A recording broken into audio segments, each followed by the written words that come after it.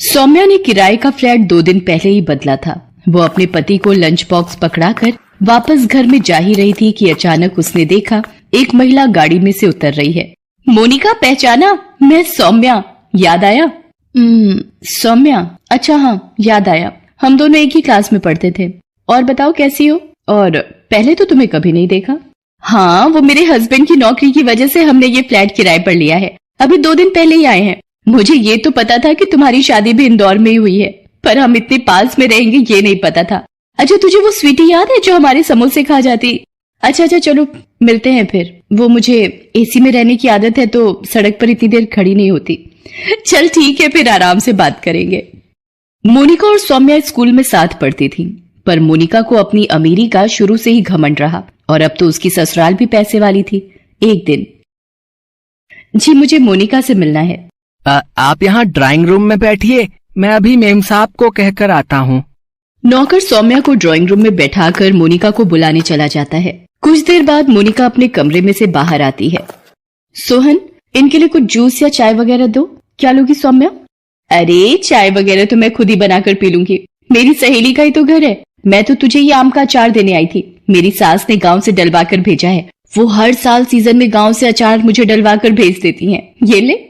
सौम्या, हमारे घर में अचार कोई भी नहीं खाता, और वैसे भी मेरे पति ये सब देखकर गुस्सा करते हैं और ऑयली फूड खाने के लिए बिल्कुल मना करते हैं। चल कोई नहीं, जब मन हो तब खा लेना। अच्छा मैं चलती हूँ। अरे चाय वगैरह तो ले गई थी। अरे वो राकेश ऑफिस से आ गए होंगे तो देख रहे होंगे कहाँ चली गई मैं। शाम को आते से मैं ना दिखूं तो घबरा जाते हैं। सौम्या की इस बात को सुनकर मोनिका थोड़ी चुप हो जाती है और अपने नौकर को कहती है, सोहन ये अचार अपने घर ले जाना। चंदा ये मेज और सोफा अच्छे से साफ कर देना। जरा सी भी मिट्टी दिखी तो तुम्हारे साहब गुस्सा होंगे। मोनिका अपने कमरे में चली जाती है। करवा चौथ आने वाला था। सौम्या राकेश से कहती है, राकेश देखो, अगर मैं ये साड़ी आने वाली करवा चौथ पर पहनूं तो कैसी लगेगी? सौम्या, तुम भी क्या सोचती होगी? कैसा पति मिला है, किराए का घर, ऊपर से खुला खर्चा भी नहीं दे पाता, और तो और तुम्हारे लिए नई साड़ी भी नहीं ले सकता। क्या करूं? मेरी तनख्वाह इतनी कम है कि महीना बीतते बीतते पता ही नहीं चलता और पैसे खर्च हो जाते हैं। राकेश, मुझे आपका प्यार मिल गया। उसके सामने मुझे दुनिया की किसी भी चीज का कोई लालच नहीं। आप हो तो सब कुछ है। तुम सच में बहुत अच्छी हो सौम्या।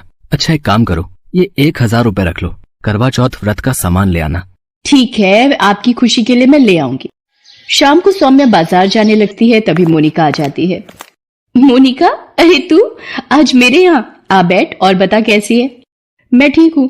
वो करवा चौथ की शाम की पूजा के लिए कॉलोनी की सारी महिलाएं मेरे घर ही इकट्ठा होती हैं, तो सोचा तुम्हें भी बता दूं। तुम मेरी कोठी में ही पूजा के लिए आ जाना।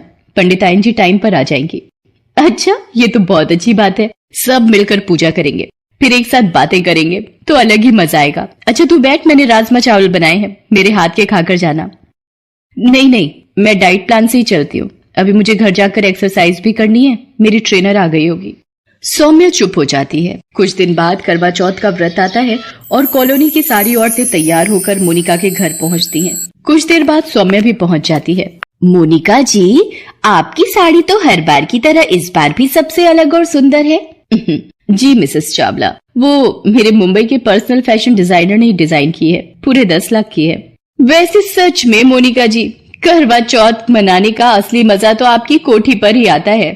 मोनिका, तू तो सच में बहुत सुंदर लग रही है, और तेरी डिजाइनर मेहंदी भी। पूरे 25,000 रुपए दिए इस मेहंदी के मैंने। आज तो सच में विवेक जी तेरे ऊपर लट्टू हो ही जाएंगे। सौम्या की बात सुनकर मोनिका बात को काट देती है और तभी पंडिताइन भी आ जाती हैं और सब औरतें गोल घेरा बनाकर बैठ जाती हैं और कथा सुनने लगती हैं। इस तरह पूजा समाप्त होती है। सभी औरतें अपने अपने घर चली जाती हैं। सौम्या भी अपने घर आ जाती है और रात में चंद्रमा निकलने का इंतजार करने लगती है। चंद्रमा निकलने में अभी वक्त था। सौम्या राकेश को बार बार छत पर चंद्रमा देखने के लिए भेज रही थी। उसी बीच सौम्या ने मोनिका को फोन मिलाया। हाँ सौम्या, बोलो क्या काम है? और विवेक जी तो आ गए होंगे, अब बस कुछ ही देर में चंद्रमा निकलने वाला है। मेरा तो प्यास के मारे गला सूख रहा है। तू भी मेरी छत पर ही आ जा, हम साथ में मिलकर पूजा करेंगे। नहीं सौम्या, अभी विवेक आए नहीं है, उन्हें कुछ जरूरी काम है, इसलिए वो अभी ऑफिस में ही है। तू चिंता मत कर, आ जाएंगे। और उन्हें भी पता है कि आज करवा चौथ है और तूने उनके लिए व्रत रखा है, इसलिए उन्हें भी तेरी चिंता होगी, तो परेशान मत हो। कुछ देर बाद चांद निकल आता है और सौम्या चंद्रमा की पूजा करती है और राकेश के हाथों से पानी पीकर अपना व्रत खोलती है। कुछ देर बाद वो राकेश से कहती है, राकेश, ये पूरी और छोले की सब्जी मैं मोनिका को देकर आती हूँ। अब जब बराबरी में ही रहते हैं तो एक दूसरे का साथ निभाना अच्छा लगता है। अरे, कोठी में ये अंधेरा क्यों है और कोई नौकर चाकर भी नजर नहीं आ रहे? मोनिका, कहाँ पर हो? कहीं बाहर तो नहीं गए हैं? पर गेट तो खुला हुआ है। मोनिका, अरे ये तो बेहोश है। अरे ये जमीन पर कैसे गिरी? सौम्या राकेश को बुलाती है। वो डॉक्टर को लेकर आता है। तब तक मोनिका थोड़ा होश में आ जाती है। देखिए, इन्हें जल्दी ही कुछ लिक्विड देना होगा। पानी की कमी से तबीयत और खराब हो जाएगी। मोनिका, 2 घूंट पानी के ले ले, नहीं तो तेरी तबीयत बिगड़ जाएगी। नहीं, जब तक विवेक अपने हाथ से पानी नहीं पिलाएंगे मैं अपना व्रत नहीं खोलूंगी। अच्छा, मैं चलता हूँ। आप कोशिश कीजिए कि ये कुछ लिक्विड पानी या जूस पी लें, उससे ही तबीयत में सुधार आएगा। तो मैं दोबारा आ जाऊंगा। पता नहीं, विवेक का फोन भी नहीं मिल रहा है। मैंने बहुत बार ट्राई किया है। आज त्योहार की वजह से सारे नौकर भी जल्दी घर चले गए हैं। पता नहीं चक्कर कैसे आ गया। एक काम कर, मुझे विवेक जी के ऑफिस का पता दे। राकेश उनको जाकर ले आएंगे। बस तू अपना मन शांत रख, सब ठीक हो जाएगा। राकेश, आप विवेक जी के ऑफिस चले जाओ। राकेश अपनी मोटरसाइकिल पर विवेक के ऑफिस जाता है और वहां जाकर उसे सारी बात बताता है। विवेक एक मीटिंग में व्यस्त था, इसलिए उसका फोन ऑफ था। कुछ देर बाद विवेक घर पहुंचता है। आई एम सॉरी मोनिका, मैं भूल गया था। आज तुमने मेरे लिए करवा चौथ का व्रत रखा है और तुम सुबह से भूखी प्यासी मेरी राह देख रही हो। राकेश कुछ देर और मुझे लेने ना आता तो मैं पता नहीं कितने घंटे और ऑफिस में काम करने में बिजी रहता। मोनिका, चलो अब सबसे पहले चंद्रमा की पूजा कर लो और विवेक जी के हाथ से पानी पी लो, ताकि तुम भी पानी और जूस पी सको।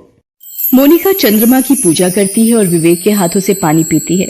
उसके बाद सौम्या उसके लिए जूस लेकर आती है। सौम्या, तुम सच में बहुत अच्छी हो। मैंने ही तुम्हें समझने में गलती की। तुम्हारा दिल सच में बहुत बड़ा है।